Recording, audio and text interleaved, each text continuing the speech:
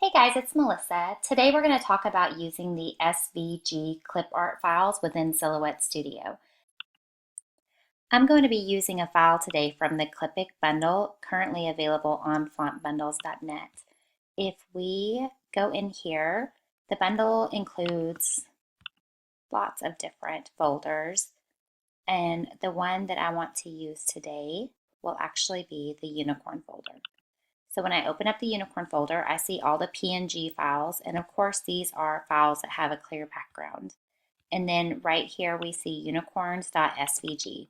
So we're going to double click on this to open it up, and then we have all of our unicorns appear. Now you may or may not need to ungroup all of this. Let's see. Okay, this paper is separate, so I'm just going to delete it out of the way. All of these guys are separated from these guys. I'm only going to be working on one today for you guys. So let me just get rid of these and just have one here so I can show you how to do this.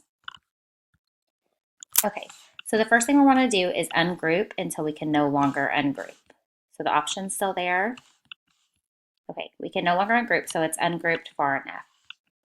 Now you see that we have all of these different colors that we need to separate.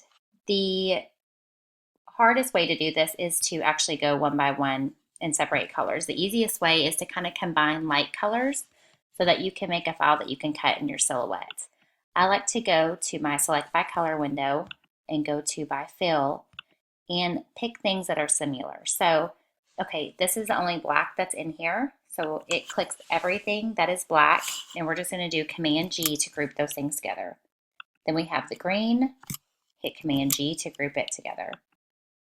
All the blues, I don't see another blue color, so I'll just group those together. Now we have purple. We have this yellow, and we also have this yellow. So if you hold down Shift and click this yellow as well, it'll select everything that's yellow. We're going to hit Command G to group it together, and then in a little bit we can go into or we could do it now, just go into the fill color window and change it all to the same color so you'll know what it will look like when it actually prints. Okay, so now we'll do these two grays that are similar. We'll just hit Shift to select both of them, hit Command G to group those together, and then also change those in this window to whatever gray color, just so you can see that it will look similar. And we'll do these pinks, and I'm just hitting Shift on all of them, and I'm going to group them all together. This is going to look different than the original color, but this is the fastest way to go through and get this all done. So now instead of having, 13 colors or whatever, here's the purple. We may even combine the purple and pink together. And you don't have to do that. You can, of course, have as many colors as you want to use. But if you want to go ahead and get something out pretty quickly, this is a fast, easy way to do it. Okay, so now when we do select by color, we have 1, 2, 3, 4, 5, 6, 7 colors. And so you can move, this is the white part, you can move the yellow part away, you can just move each part away from the design. Okay, now that we know we have our 7 colors, the easiest way to print this out, I draw a rectangle and I'll just stick it over here, or a box or whatever you want to do. And then we're going to select it. We are going to Object and Replicate. And we're going to go to Replicate Options. And when you scroll down on here, we're going to do the number of copies will be how many colors we have. So now we will just hit Replicate. So now we have 7 options. So we're going to click one and then click a color and hit Group. And then we'll move these over here. This is only for aligning after you have printed. So here's our pink. We'll pick another rectangle, pick any color, doesn't matter which one, and hit Group. And then move it over here.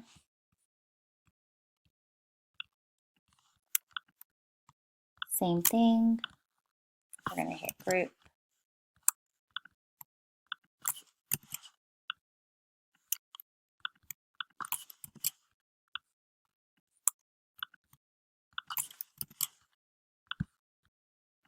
And then we had one that was just clear spots that we don't need, so we'll get rid of that. So now once you cut this out, for your decal, lining it back up, all you have to do is align these rectangles together and the decal will line back up exactly like it's supposed to be. For this part, you may or may not want the whole outline. If you want to keep the whole outline, you can. If you want to ungroup this part,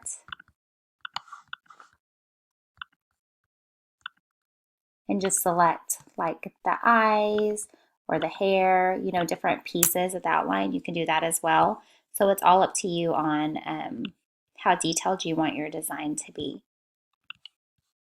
But like I said, if you cut it just like this and then you layer everything, let me put these back together because I ungrouped them. You're going to lay these rectangles exactly on top of each other. Then whenever you do your decal, it will end up looking exactly like this. Okay, once you have everything grouped and everything is attached to a rectangle, you can pull everything off of your mat, or you can go into the silhouette program. We're going to do send to silhouette, adjust cut settings, and click on advanced. And we can cut by fill color. I know this looks crazy, but if you unclick all of these boxes and you just put the black down, everything that is black will cut first. Then we're going to uncut the black and we'll go to the next color. Then we will unclick that and go to green. So you can just replace this sheet on your mat with the color that you need to cut and cut by color without actually moving everything off of your mat. You can do it this way, or you can go through and move things off one by one and just pull them over to your mat and arrange them. You know, if you have a little scrap piece of yellow and a scrap piece of blue and you can fit them all on your mat this way, which is kind of hard with the block, you can arrange them that way as well.